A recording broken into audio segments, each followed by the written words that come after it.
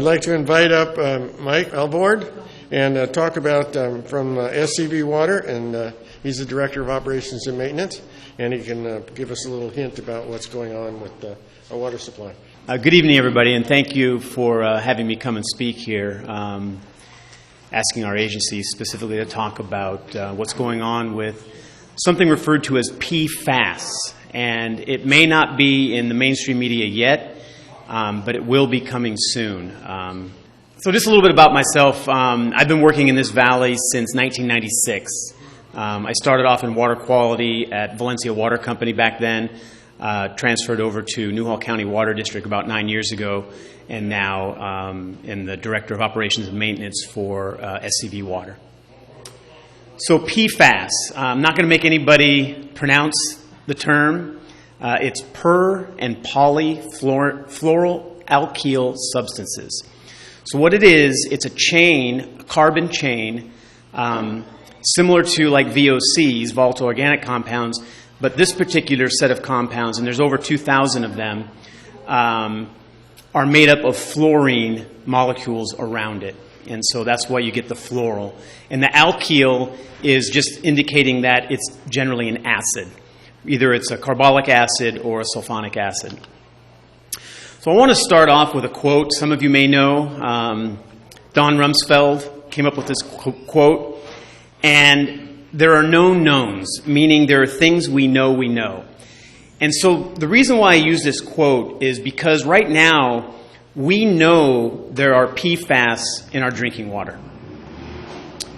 And we also know there are known unknowns. We don't know the levels in all of them, and there's certain things just we don't know yet, but we know don't know them. And then the last part of it, which I really like, are the unknown unknowns. So as I'll get into the presentation, I'll talk about something called the Unregulated Contaminant Monitoring Rule. And this is a regulation that came out in 1996, Safe Drinking Water Act amendments, and it requires the EPA to come up with a list of 30 potential contaminants every 5 years. And we're going through that process. So we're right now on UCMR 4. There's going to be 5, 6, and so there's a lot of unknowns still. There's going to be more chemicals that come out on these lists that we just don't know yet. And so those are the unknown unknowns. I want to give a little background of drinking water regulations and kind of how the process typically goes. So on the federal level, there's the United States Environmental Protection Agency. And under them, there is Title 40, which is the Safe Drinking Water Act on the federal level. In California, we have our own Title 22, which is our Safe Drinking Water Act. And they're really complementary. What it allows for the states, they have to comply with the federal levels, or they could be more strict.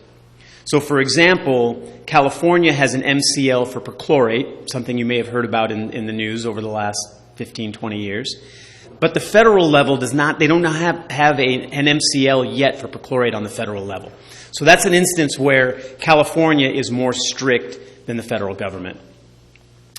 And these Title 40 and Title 22, the US EPA and California Division of Drinking Water, create things called maximum contaminant levels. And there's a process for a maximum contaminant level to be created. So first I wanted to throw out the acronym soup. There are thousands of acronyms in our lives and a lot of things. There's even quite a few in drinking water. And the few of them I want you to pay attention to is the one at the top, the MCL. That's a maximum contaminant level.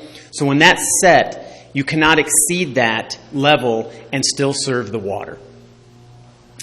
The other one I want you to pay attention to would be the MRL, the method reporting limit. So for MCLs, there's the one above that, the detection limit for reporting. That is a regulatory standard that says you have to test to that level, down to that level. So it's lower than the MCL. And it's what the laboratories can statistically and routinely reproduce on an analytical basis. The MRL is for constituents that don't have MCLs, and it's the method reporting limit. So they're very similar. And then the third to the last, notification level, that's what I'm really going to be focused on tonight. And then the last one, response level. And I'll explain what those two are as we go on through the presentation. And then there's, of course, many, many more. So the typical process for creating a drinking water regulation, the EPA evaluates these national primary drinking water standards, 3 main criteria. They look at the health effects, right? So they do toxicological studies, they do epidemiological studies, and they determine what the health effects could potentially be for humans. In addition, they look at occurrence data. So in order to look at occurrence data, you have to have sampling. And that's really what the UCMR has forced us to do for these PFAS chemicals. So we initially sampled for these PFAS chemicals back in 2014 under the UCMR. And then they also look at the effectiveness of treatment and the cost of treatment to remove the contaminants and the effectiveness of it, and they look at the cost of that. So they look at really those 3 things when they develop an MCL. Prior to an MCL on the federal level, they set up something called an MCLG. It's a maximum contaminant level goal. And that is set at what they call the NOAEL, which is the no observed adverse effect level. So if it doesn't have an MCLG, then they set it at 0. 0 is not really 0 because it's based on what they can detect in the laboratories, right? So if you can only detect down to, let's say, 2 parts per trillion, which happens to be the method limit for the PFAS chemicals, anything less than that would be considered 0 because they can't look below that. And then an MCL, after they have the MCLG, the MCL is required to be set as close as possible, taking those 3 conditions into consideration before they set it. So what I'm going to focus on with this is notification levels and response levels. And the reason why I'm going to focus on that is because there are no regulatory standards for these PFAS chemicals yet.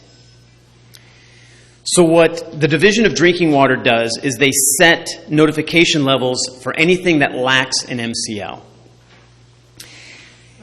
What we originally sampled for in 2014 across the entire country, it wasn't just SCV water, it was every single water utility across the entire country sampled under the UCMR3, and the PFAS chemicals were included in that list. When that list came out, that's when the regulators started acting. If you exceed a notification level, you are then required to notify your governing bodies. So we just released notification letters today to our Board of Directors for SCV Water, LA County Board of Supervisors, and the City Council. So we gave a presentation to our board about a month ago, letting them know that this was coming. We received our initial results in the end of May, and then we had to get these letters out within 30 days, and so we met that timeline. So what are PFAS chemicals, these per- and polyfluoral alkyl substances? The 2 that I listed here, PFOS, PFOS, and PFOA, PFOA, are the 2 most common. But as I mentioned, there are thousands of them. Currently, we are analyzing for 14. In our next round of sampling that'll come up in August, we will be analyzing for 18. And again, this isn't based on our decision or even the regulator's decision. It's based on the technology at the laboratories that can analyze for these things. They're man-made components starting in the 50s, and they started phasing them out around 2010 and stopped producing them in 2015. So these are pervasive in our entire environment. They're ubiquitous. If they check the blood of everyone in this room, 95% of us will have PFOS in our bloodstream. Not primarily from water. The main source, what they're finding, is in food. So they used to use these. They used to line pizza boxes with PFAS chemicals. Why? Because they're water resistant and oil resistant, and they don't stick. So you notice how your pizza doesn't stick to the cardboard? It was the PFAS that were put there so they wouldn't stick. Your Teflon-coated pans, nonstick pans, PFAS. No longer anymore if you buy something after 2015. Firefighting foams, Gore-Tex, Stain Master, all of these things that resist oil and water, PFAS, one way or another, were probably used. There's some suspicion also that they were used in lining of certain bottles for, let's say, hair products or something, so that those don't stick to the inside of the bottles. It's everywhere. The toxicological studies that they have, and there's only a few, are indicating that they are potentially, one of them is potentially a carcinogen. They are definitely, some of them are endocrine disruptors and potential liver toxicity. And the biological pathway is not yet known. It's not yet understood yet biologically how it moves through our system, but it is known that it bioaccumulates in food. So it bioaccumulates in fish, it bioaccumulates in poultry. So again, it's pretty much everywhere. So I'll kind of repeat a little bit of what I've already said, but where we are to date and how we got here. So we started sampling UCMR per UCMR back in 2000. And some of the original constituents we looked at were explosives. Perchlorate was one of them on the UCMR 1 list.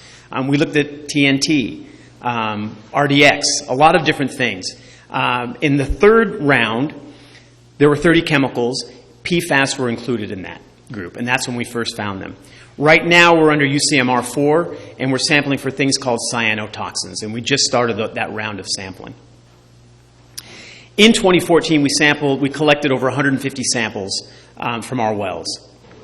There were 8 positive for one of the constituents, the PFOA, in total of 6 wells. Because what you do when you sample for the UCMR, you sample in quarters, 6 to 9 months apart. And so we had some wells that came up twice, some wells that only came up once. That's why we had 8 positive and only 6 wells. The U.S. EPA then established, and this was 2014, so 2 years later, the U.S. EPA established their health advisory level of 70, and that's a combined of all PFAS. That's not individual constituents. The Division of Drinking Water, along with OEHA, the Office of Environmental Health Hazard Assessment in California, adopted that 70, and they call that their response level. And I'll talk a little bit more about that later. But they also created notification levels for PFAS and PFOA. So PFAS is 13 parts per trillion, and I'll explain what parts per trillion is. It says NGL, that's nanograms per liter, but parts per trillion is more of the lay term. When I started in 1996, we were pretty much looking for parts per million and some parts per billion. 23 years later, we're looking down to parts per trillion. We're not alone in this. We're not alone in California, and we're not alone in the country. We're not alone in the world. There are a bunch of states that are leading the charge right now ahead of EPA. New Jersey is one of them because their levels are extremely high, and it's primarily because the manufacturing facilities that created these chemicals are back east. So New Jersey is having issues. They've actually already proposed their own MCL, the maximum contaminant level, ahead of the federal government. Michigan is following suit, Vermont, and then you can see some of the other ones here. So I want to do an analogy to kind of let you know what 70 nanograms per liter or parts per trillion is. And again, the 70 is the response level. That's where the Division of Drinking Water recommends that you turn your well off if you detect it. Again, it's not regulatory, so they can't tell you to turn it off. They recommend it. So think about this. 1 second and approximately 32,000 years. That's 1 part per trillion. Tiny. Or 1 ounce in 7.5 billion gallons of water. So we're talking extremely low levels, which also lays why there are only 13 labs in the country that are currently certified to be able to analyze down to 2 parts per trillion. We have our own lab up at Rio Vista Treatment Plant. We're not certified for sampling that because you have to buy sophisticated equipment, and then you have to go through a process called ELAP, the Environmental Laboratory Accreditation Program. So it's hundreds of thousands of dollars to get that done. And then I kind of give the analogy of if a person lived to 78 years and drank 8 8-ounce glasses of water per day, if they had that 70 nanograms per liter, it would equate to, you would be drinking about 14,235 gallons of water, and it would be about 1.5 drops in that lifetime of water. So it kind of puts it a little bit in perspective. I'm not trying to diminish the potential health effects from this chemical, but it kind of gives you a little more something to grasp onto and to compare to, not just numbers and levels. So the current actions that are happening now, the Division of Drinking Water ordered not just SCV Water, all water utilities that had detections from the UCMR of 2014, they issued an order to sample all their wells within a mile radius of the initial wells from that UCMR back in 2014. So for us, that meant 15 wells. We sampled all 15 wells in May. We got the results back the end of May. We notified our board, and we just sent out the notification levels, as I mentioned, to the City Council and the LA County Board of Supervisors. We're supposed to do 4 consecutive quarters. So our next sampling round, we sampled in May. That was the first quarter that we sampled. We'll sample again in August, and then proceed for the final 2 quarters for this sampling requirements.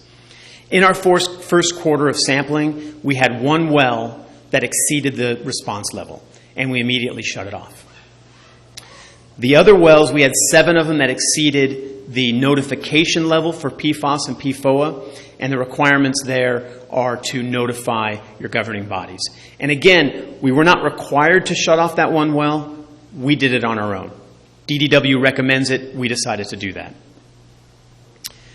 And as again I mentioned, the second round is in August of 2019, and there are only 13 labs currently in the country that can analyze for this. Statewide, there was 192 public water utilities that are sampling for these constituents, and there are 613 wells that are being analyzed. DDW also did a number of other orders, and what those orders were, if you had a well within a mile radius of a landfill, you had to sample those wells, and if you were within 2-mile radius of an airport, you had to sample those wells. Neither of those affected us. Ours was a mile radius from our existing wells that were positive from the UCMR. The reason for airports, you might be wondering, is because firefighting foams. So when there's a fire at an airport, they typically don't run around with a hose, they use firefighting foams. Then that would run off and get potentially into the groundwater.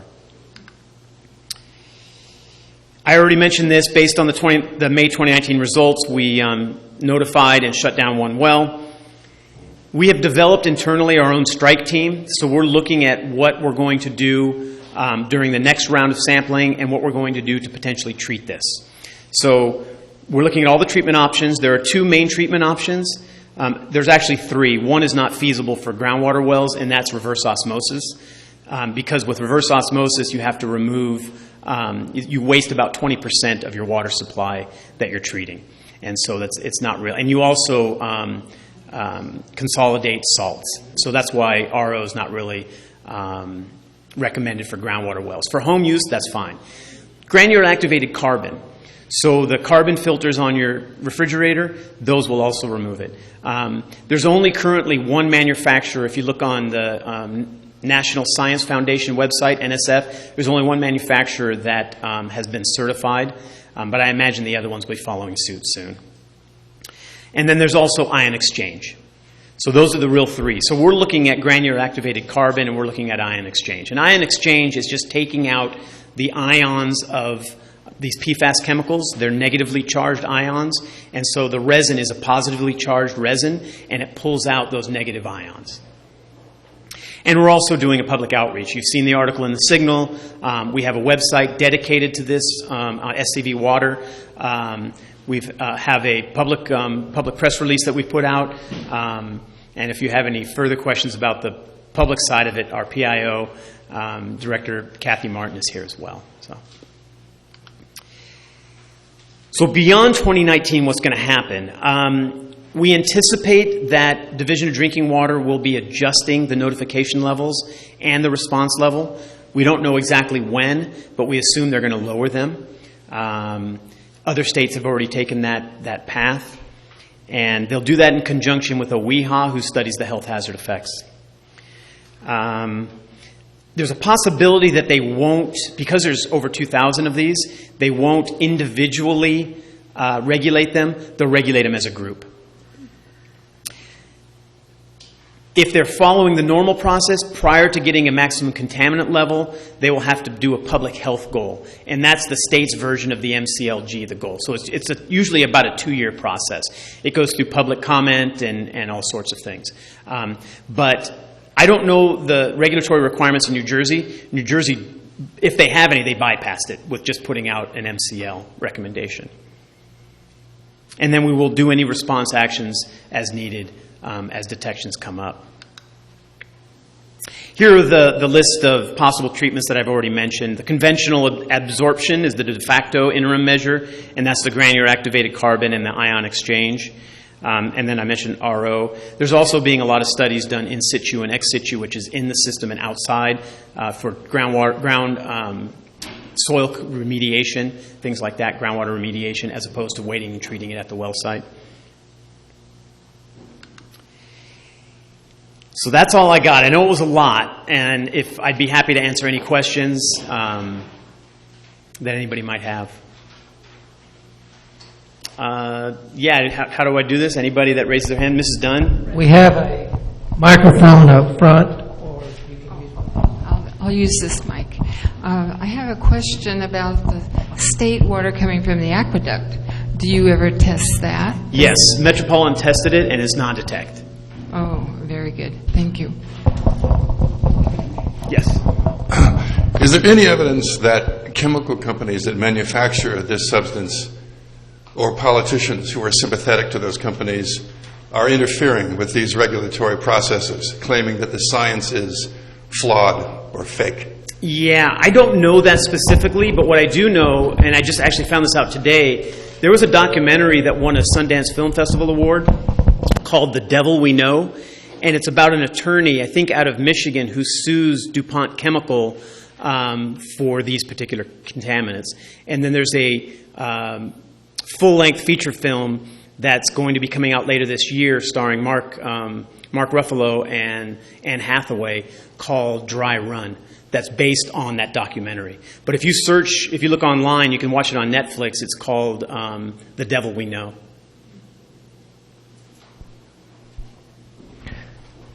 I got a question. You mentioned that the carbon filters will take this out. Is that similar to the water filters that are in like a Brita pitcher? Yeah, it's exactly the same thing. What we don't know yet, and like I mentioned, they haven't had those all certified through NSF, so you want to make sure you get NSF certified. It's the runtime, how long it has to be, what they call empty bed volume, how long it has to be touching that carbon filter before you get the water. And so we're not looking at it. The industry is looking at that. In a large vessel with 500 gallons a minute, you're looking at about a bed vessel time of 10 minutes, but we're talking a lot smaller quantities, also a lot smaller filter. But yes, the granular activated carbon does remove it. To what extent, we just don't know yet.